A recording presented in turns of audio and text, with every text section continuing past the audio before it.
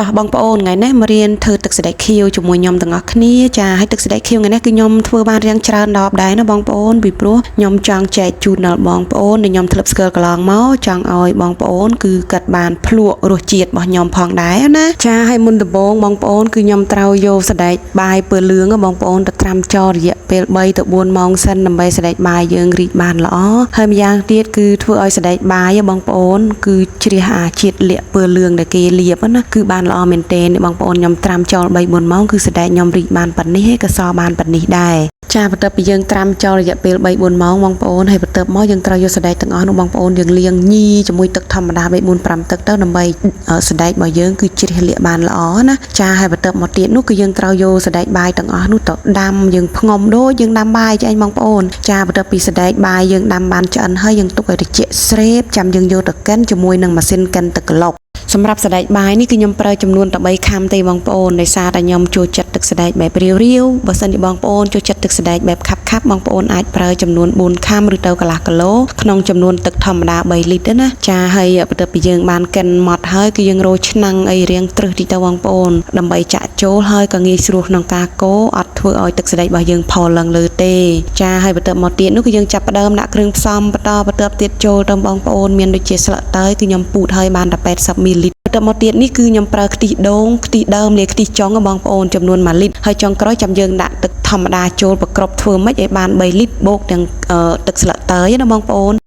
ចាហើយបន្ទាប់មកទៀតនោះគឺខ្ញុំដាក់អំបិលម៉ត់ជិតកន្លះស្លាបព្រាបាយណាបងប្អូនហើយគ្រឿងផ្សំបន្ទាប់មកទៀតដែលយើងមិនអាចអត់បានដែលធ្វើឲ្យទឹកសណ្តែកខៀវរបស់យើងកាន់តែមានក្លិនឈ្ងុយហើយក៏រសជាតិកាន់តែឆ្ងាញ់នោះគឺទឹកដោះគោខាប់បងប្អូនគឺខ្ញុំប្រើចំនួន1កំប៉ុងហើយនឹងស្ករសគឺខ្ញុំប្រើអស់តែ2ខាំឯណាបងប្អូនជាក់ស្ដែងគឺខ្ញុំថ្លឹង3ខាំពិតមែនដូច្នេះគឺនៅសល់1ខាំគឺយើងទុកណាបងប្អូនបន្ទាប់ពីយើងដាក់គ្រឿងផ្សំរួចរាល់អស់ហើយណាបងប្អូនគឺយើងព្យាយាមកូរបន្តិចដែរគឺឲ្យគ្រឿងក្រៅរបស់យើងរលាយចូលគ្នាបានសព្វល្អ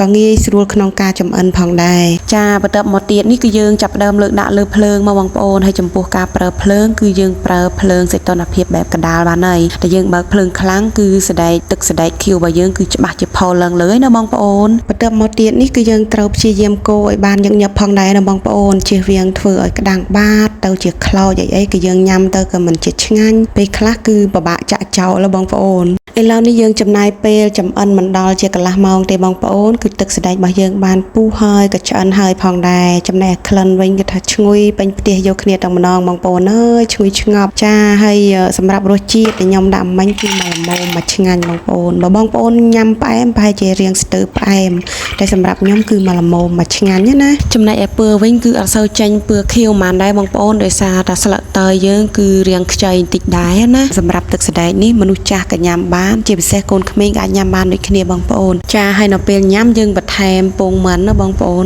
បានពងមិនស្រែទៀតរឹតតែល្អយើងយកផ្នែកក្រហមមកគឺបើកម្លាំងខ្លាំងណាស់បងប្អូនអើយជាពិសេសបងប្អូនអើយរាល់ថ្ងៃនេះអាកាសធាតុក្តៅអីអញ្ចេះណាបើបានខ្លះសេតិច